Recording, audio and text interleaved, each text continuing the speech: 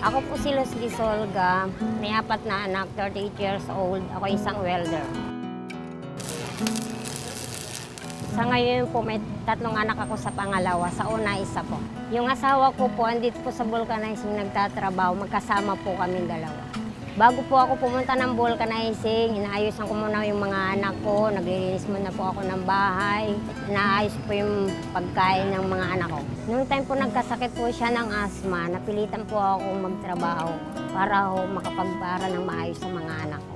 Ginagampanan ko ng trabaho ng lalaki para sa pag-aaral ng 4 kong anak.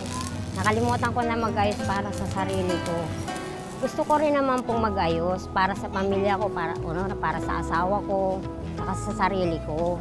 Kaso nga lang po, kulang po kami pang-pinansyal para unahin ko muna yung sarili ko. Ate Luz, kamusta po kayo? Okay lang po.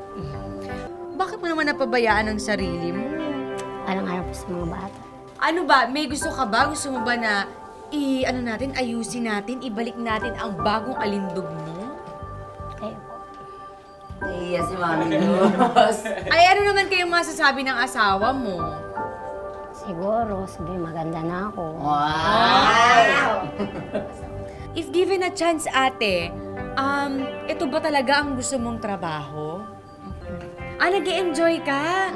Kahit pang lalaki, hindi ka nahihirapan? Gusto mo siya? Taray ni Mami, Aba, superwoman. bibihira lang yung ganyan ha, na pang lalaki ginagawa ng pambabae. Nako, sobrang excited ako sa'yo, Ate Luz. Ayan na. Mother! Bigyan na natin ng magic, di ba? Ano po kaya pwede natin gawin sa kanya? Yan, you know, what I like for her is to cut her hair short.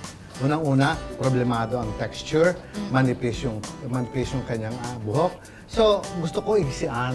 Kasi may kasabihan kami sa hairdressing profession that when you add your age, you subtract your hair. Kasi as you grow older, nababawasan na lahat ng nutrients ng katawan. So what will happen, hindi nakakarating sa buhok, kaya nagiging dry, numinipis, nalalaglag na lang sila. Ate Luz, okay lang ba sa'yo nagupitan ka ni Mother Rick? Okay lang ba na umikli yung buhok mo? Pero wag lang sobra. No?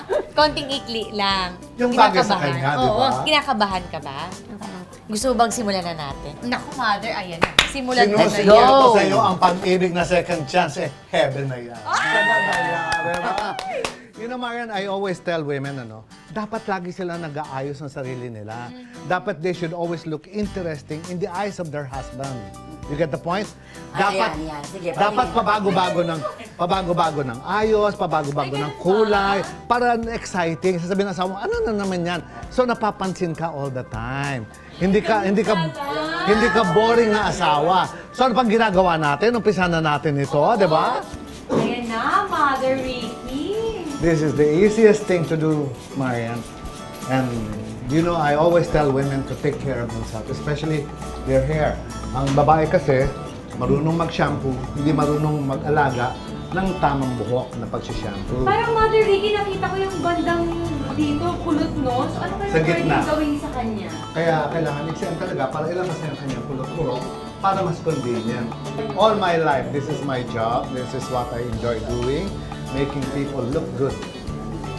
Iba yung nagpapaganda ka ng tao.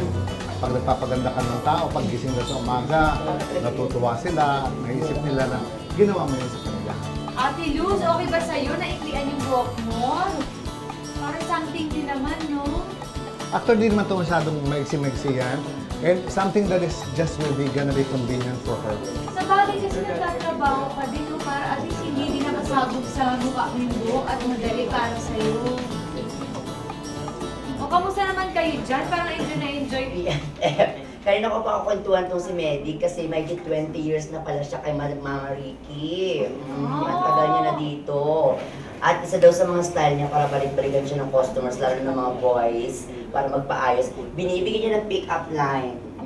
Well, pwede ko bang marinig yan? Medic, sige na, bigyan mo si Jack. Pick-up line. Hindi ako marinig pa po talaga.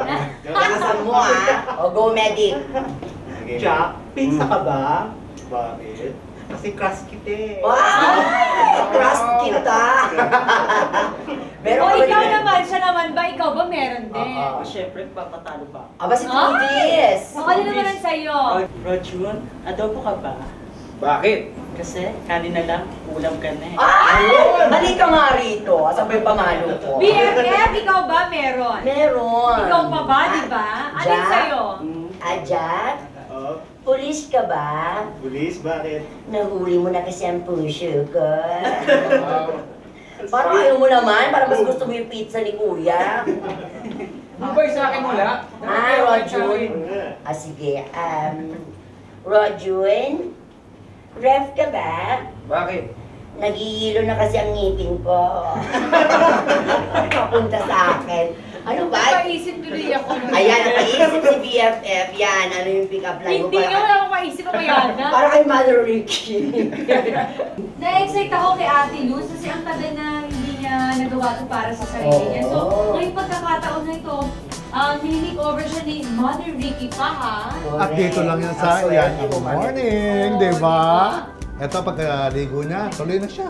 Content supply na lang, you know. Wala na Actually, siyang tama tatali. kayo, Mother Ricky. Kanina kasi nag-usap kami kung paano yung gagawin ni Mother Ricky dun sa hair ni Ate Luz. Sabi niya, gagamitin natin yung pagkakulot para pag minsan niya naligo siya, hindi niya kailangan i-blower, parang as is na siya. Correct ka Sabi dyan, niya, ating maganda. Mamaya kasing ganda mo na si Marian. Naku, Ate. eto na. At ang iyong pangalawang pag-ibig, hello!